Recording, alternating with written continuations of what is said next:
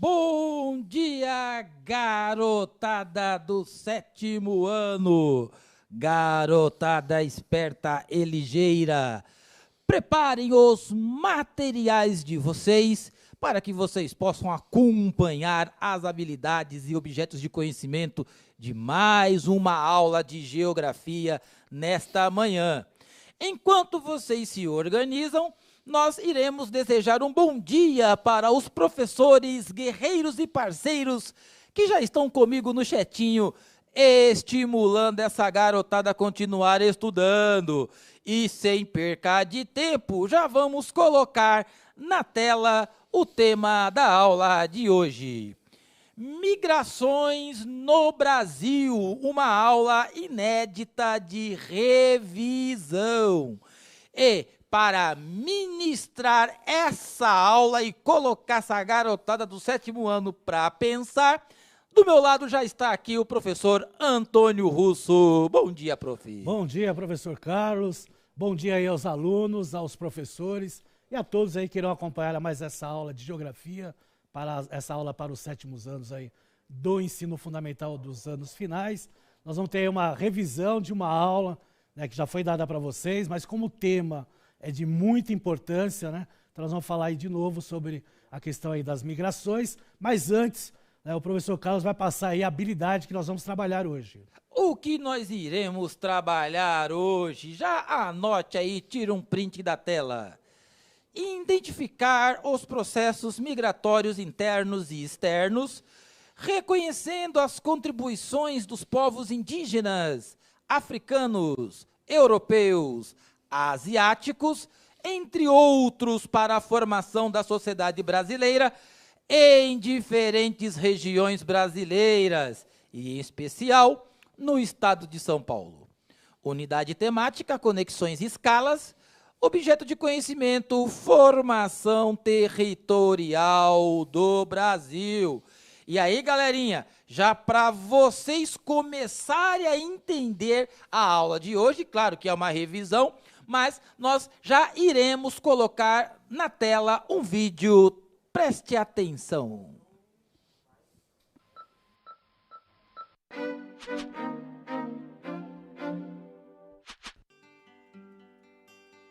Com o objetivo de debater sobre os direitos dos migrantes, a OAB do Rio realizou, com o apoio do NIC Rio, o Seminário Direito das Migrações.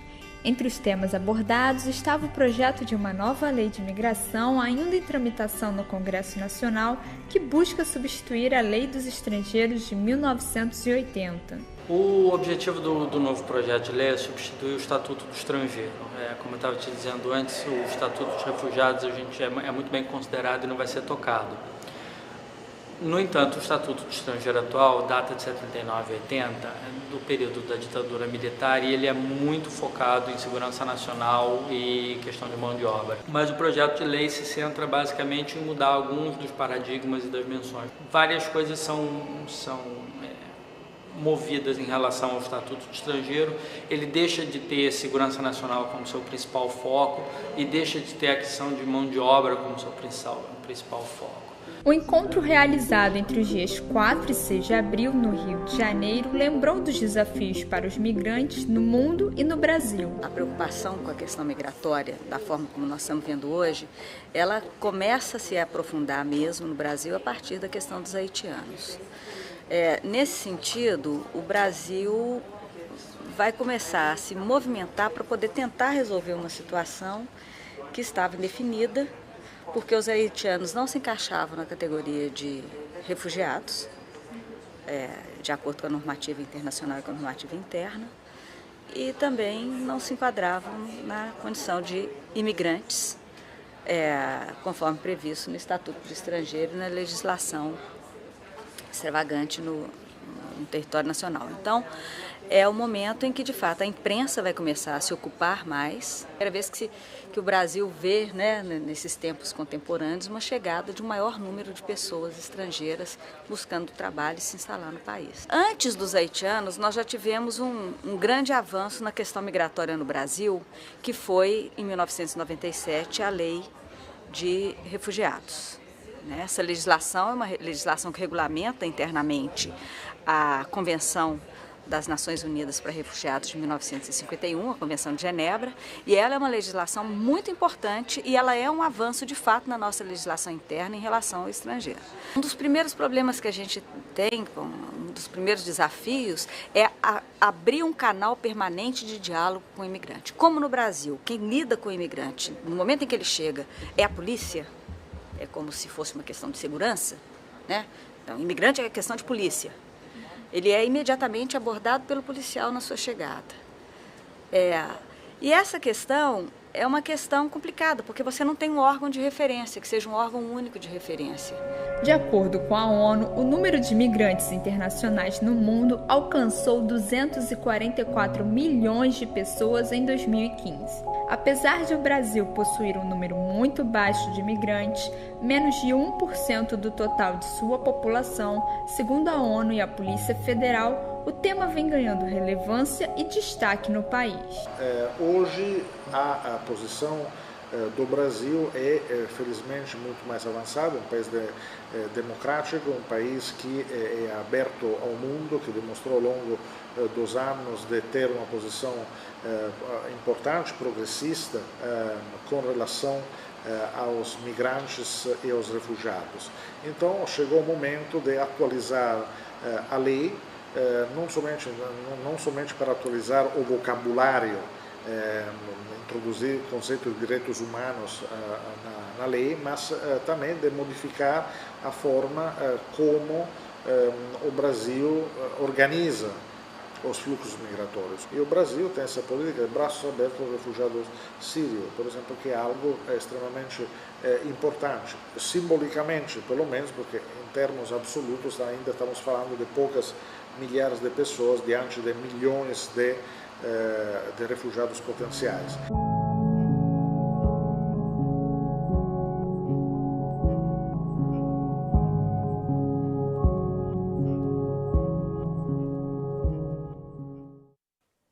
Bom, é isso aí, pessoal. Então, esse vídeo a gente já tinha até mostrado na aula que a gente mostrou aí sobre a migração, né? Mas é sempre bom, né, colocar novamente, porque é um fato importante, né? Porque sai do Estatuto do Estrangeiro, né, que perpetuou bastante tempo, ele até fala, né, na época da ditadura militar, então se tinha uma outra visão, né, dos estrangeiros que vinham para cá. E aí depois, né, esse vídeo é de 2016, por isso que ela fala em projeto de lei. Essa lei foi sancionada em 24 de maio, né, de 2017, um ano depois, né, a Lei 13.345, que é a Lei de Imigração. Então deixou de ser um estatuto para ser uma lei e, logicamente, né, permanecendo a questão aí de imigração, dos migrantes, né, os imigrantes que vêm para o Brasil e principalmente a questão aí dos refugiados, tá? Que a gente também já viu sobre essa questão aí, tá certo? Vamos ver as características de imigração? Então vamos lá para a próxima tela. Então temos lá processos migratórios. Então temos aí o espaço, né? Ou seja, uma migração interna que acontece aqui dentro do país, por exemplo, né? Saindo de um estado para o outro, de uma cidade para outra, ou ela é uma externa, né? De um país para o outro, né? E no caso das internas, nós temos aí a laboral, que é uma migração por trabalho, né, que ela pode ser pendular. Quando a gente fala pendular, a pessoa mora num município, por exemplo, né, e vai trabalhar em outro município. Né, então aqui o Carlos, por exemplo, é um exemplo claro, né, Carlos? Mora em Osasco e vem trabalhar em São Paulo. E vem aqui para São Paulo, 20 quilômetros. 20 quilômetros. Então é uma migração pendular, né, no caso laboral de trabalho, porque você vai e volta, né, que nem aquele relógio de pêndulo, né? Vai e volta, a mesma coisa. Por isso, a denominação de migração pendular. Aí nós temos o êxodo rural, que é quando a pessoa... sazonal, que é por períodos. Isso acontece muito nas áreas rurais, né? Principalmente em épocas de plantio, né? E também, né, da retirada do produto.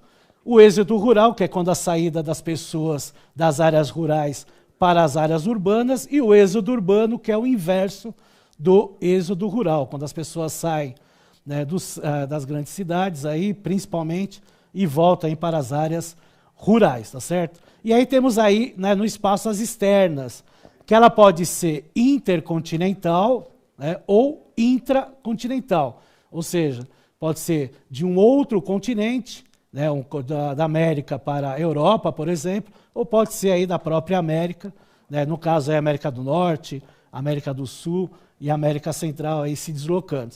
E quando falamos em emigração, é quando essa pessoa sai do seu país, sai da sua cidade, do seu estado. E quando falamos de imigração, é aquela pessoa que vem de um outro país, tá certo? Então, o imigrante italiano, né, o imigrante espanhol, então são pessoas que vieram de outros países. Né? Que interior do país, a gente costuma falar mais o migrante, né, Carlos?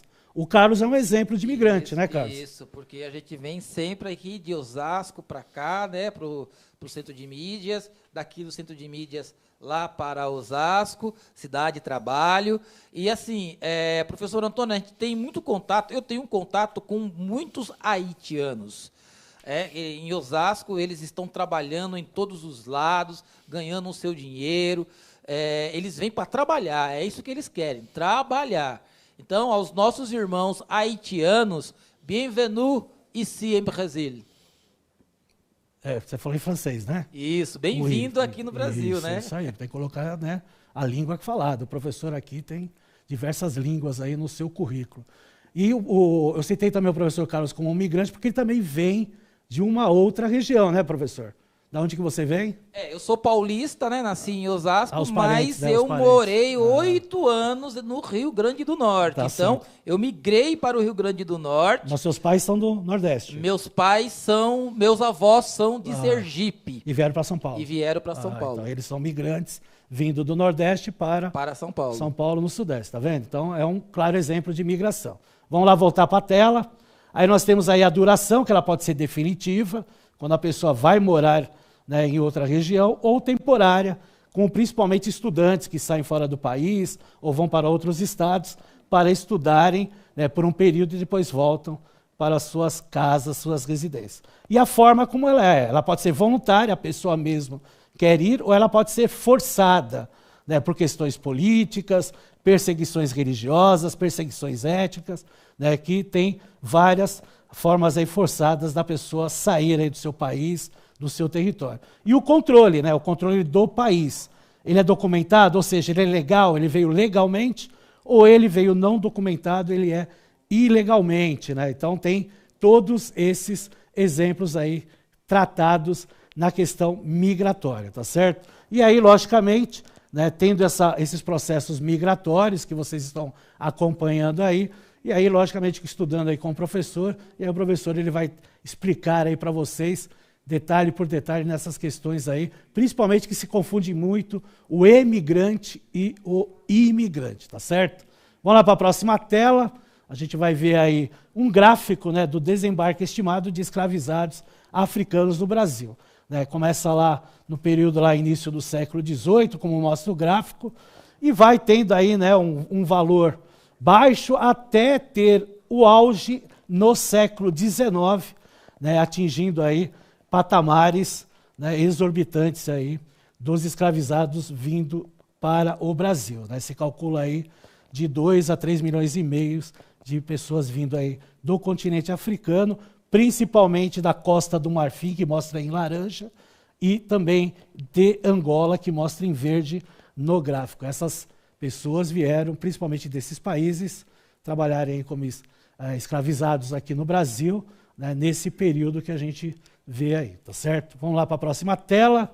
Aí nós temos aí períodos de imigração no Brasil, né, bem baixo, de 1820 até 1850, né? Aí nós temos aí a lei Eusébio de Queiroz, e aí vai tendo aí um crescimento dos imigrantes, chegando ao auge no período aí de 1890, principalmente com a vinda dos italianos para trabalharem na lavoura do café em substituição, né, aos escravizados, porque aí nós tivemos a lei em 1888. Então, por isso que o pico está bem elevado nesse período. Mas também há outros picos elevados, principalmente pelo período de crise na Europa, isso no início aí do século XX, tem lá um pico aí, os imigrantes vindo para o Brasil, aí nós temos aí a Primeira Guerra Mundial, né? Depois vem lá década de 20 e 30, que é o período entre guerras, que também tem gerando aí conflitos internos na Europa, e depois o auge pós-Segunda Guerra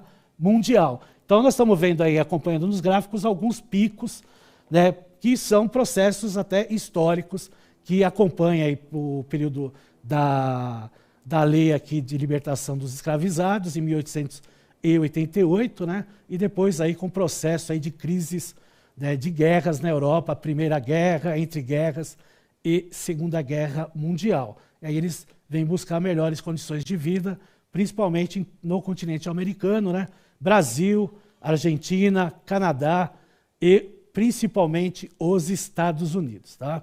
Vamos lá para a próxima tela.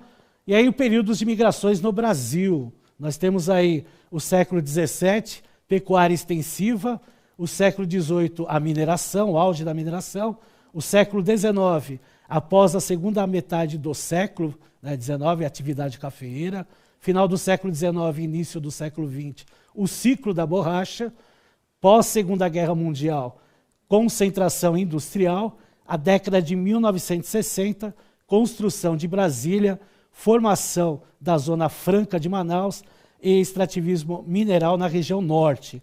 Década de 1970 e 1980, fronteiras agropecuárias no centro-oeste. Na década de 1990, fronteiras agropecuárias em direção à Amazônia. E na década de 2000, migrações de retorno motivadas por razões socioeconômicas. Lembrando que tudo isso aqui que a gente está citando são migrações internas, tá? São pessoas que saem do seu estado, vão procurar melhores condições de vida em outros estados, aproveitando isso aí, os ciclos econômicos que nós tivemos no Brasil nesse período aí. Tá? Então a gente cita aí o café, que teve o seu ciclo, né? Nós tivemos aí a borracha, também citando aí o seu ciclo, a indústria. Então é um processo econômico aí, por isso que vem, né, a questão aí do êxodo rural, principalmente entre a década de 1960 a 1980. Vamos lá para a próxima tela, que aí a gente acompanha pelo mapa. Então nós temos aí o fluxo de migrações entre 1960 a 1980. A gente está vendo uma seta bem grossa, saindo do Nordeste, indo para o estado de São Paulo, por causa principalmente da industrialização, e outras setas aí de outras regiões sendo atraídas aí principalmente pelo processo de industrialização. Agora vocês vão ver um outro mapa, que é entre 1980 e 1990, continua, né, o êxodo aqui para o estado de São Paulo por causa da industrialização, mas os nordestinos começam a ir para a região do norte, principalmente por causa da agricultura e também na região sul, que aí tem a questão da agropecuária, tá? E a região centro-oeste também, pela questão aí da agropecuária. E nós temos aí o fluxo de migrações de 1990 em diante, né, que muita gente saindo do sul para ir para a região norte e centro-oeste para a agropecuária, muitos fazendeiros saindo da região sul, né, migrando para essas regiões, isso, né, já a partir de 1980, e, logicamente, o estado de São Paulo aí, né, sempre, né, tendo aquela concentração, né, aquela visualização de melhores condições de vida, né, Carlos? Sempre ainda se tem aquela ideia, né, de que o estado de São Paulo ainda é um estado atrativo. Devido à industrialização e agora o setor de serviços, né, que tem bem maior aí do que a indústria. Né? E, claro, como a gente observa no mapa, os nordestinos, eles levantaram essa cidade chamada São Paulo. Exatamente. Isso não só aqui, como também em outras regiões, né? Então vieram, colocaram a mão na massa, trabalharam, grandes edifícios aí, né? Tem aí, né, o suor e o sangue, né, dos nordestinos, né, Carlão? Vamos lá para a próxima tela, que a gente vai ver aí a imigração por nacionalidade, começando entre 1884 a 1933.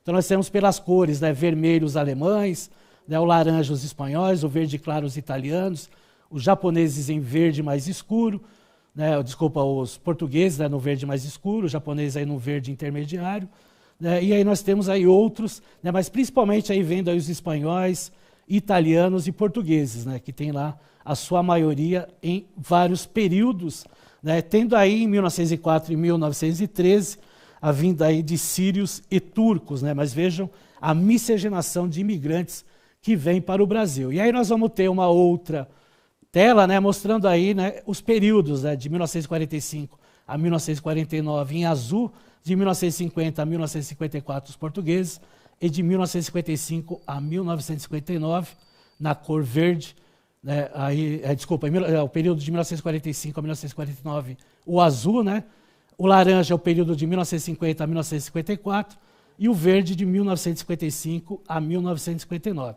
A gente observa, né, que os portugueses, né, tiveram aí uma grande quantidade de vinda nos 3 períodos anotados aí no gráfico, né? Mas também temos aí uma grande quantidade de italianos e de espanhóis aí, né? Principalmente, né, os italianos aí 1950 a 1954, né, tiveram aí uma vinda maior aí nesse período aí, tá certo? Os portugueses aí dominando desde o início aí da colonização, né, tendo aí, né, algumas décadas que vieram menos e outras décadas que vieram mais. Certo, Carlão?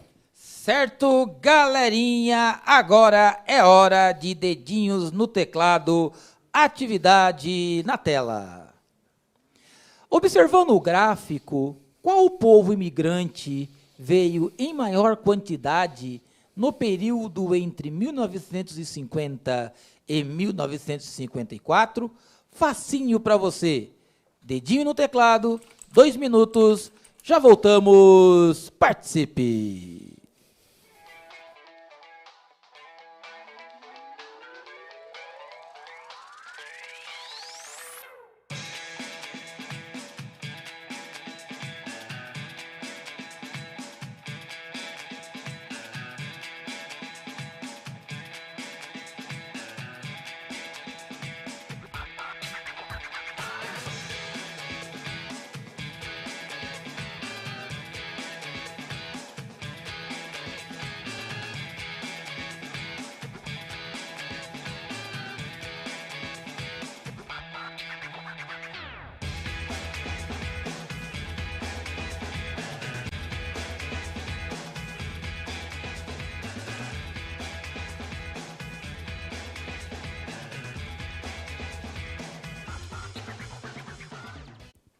Voltamos para a interação. Por uma questão de tempo, vamos pegar as respostas gerais. E tá fácil, professor Antônio. A galera aqui respondeu que foram os portugueses. Perfeito, né? Pela coloração e pelos nomes embaixo, né, dá para perceber, né? Então temos os alemães, os espanhóis, italianos, portugueses, japoneses e os períodos, né? Azul, 1945 a 1949. O que nos interessa é o laranja, 1950 a 54. E aí a gente observa aí pela coluna dos portugueses a maior vinda nesse período. Então está correto. Já podemos ir para o outro mapa, rapidinho, porque está acabando já o tempo. Mapa do mundo com os países coloridos de acordo com a sua população de imigrantes. Então, nós observamos aí que a Austrália, o Canadá e alguns países da Ásia têm aí um percentual, né, bem equilibrado entre, né, a população nativa, né, a população que nasceu lá, e de imigrantes, né? O Brasil, né, ele está bem clarinho lá, então menos de 1% aí da população aqui do Brasil é de imigrantes, tá certo? Vamos lá para a próxima tela, e aí a gente vê deslocamento pendular para o trabalho, né, mais de 1 hora, ou seja, a pessoa leva aí mais de 1 hora, né, para se deslocar da sua casa para o seu trabalho, né? Então, o que está em vermelho é o maior percentual, e a gente vê lá muitos na região norte, na região centro-oeste, né, se destacando, mas, né, a gente observa, né, o estado de São Paulo, né, a cidade de São Paulo, principalmente em vermelho aí, porque é o que a gente vai ver, né, em algumas, né, metrópoles que nós temos no Brasil, essa questão aí do deslocamento. Então, no próximo mapa a gente observa aí, né, as principais delas. Então, a gente tem Belo Horizonte, então tem lá a cidade de Belo Horizonte, então as cidades aí próximas delas, né, fazendo essa migração pendular, ou seja, saem das suas respectivas cidades, né, aí principalmente a gente vê aí Ribeirão das Neves, Santa Luzia, Vespasiano e outras, né, fazem parte aí da grande metrópole de Belo Horizonte, e aí se deslocando aí, indo e voltando para a sua casa ao trabalho. Aqui nós temos o Rio de Janeiro, que também, né, mostra aí principalmente a região lá de Nova Iguaçu, Belford Roxo, né, São Gonçalo, se deslocando aí para a principal cidade aí da metrópole carioca, tá certo? Aí nós temos aqui Recife, também tem o deslocamento pendular, saindo de uma cidade indo para Recife para trabalho e também para estudos, tá? Não é só o trabalho, também tem a questão de estudos aí. Então tem lá Olinda, né, Camaragipe, né, Jaboatão aí dos Guararapes, né, regiões bem conhecidas aí dos brasileiros. E logicamente, para finalizar, São Paulo, né? Olha a diferença, né, e as pessoas aí saindo aí dos municípios próximos da Grande São Paulo e se deslocando para estudar e para trabalhar, tá certo, pessoal? Bom, finalizamos aí a aula de migrações. Quero agradecer a todos. Entra rapidinho no Saiba Mais, printe a tela para fazer aí uma pesquisa. Quero agradecer a todos pela participação do chat. Quero agradecer ao professor Carlos, agradecer a parceria de você aí, que sempre aí nos agradou na aula de geografia, participação positiva, um grande profissional e um grande ser humano, e foi um amigo que eu conquistei aqui no Centro de Mídias. Quero agradecer também a todos, desejando boas férias aí para vocês. Legal, galerinha, a aula terminou. Muito obrigado pelas palavras, professor Antônio. E lembre-se, galerinha, nunca negocie os seus valores, porque você vai deitar a sua cabeça no travesseiro e vai deitar em paz. Curta as férias e se preparem para a próxima aula. Legal? Em agosto, né? Avalie a aula no final. Tchau!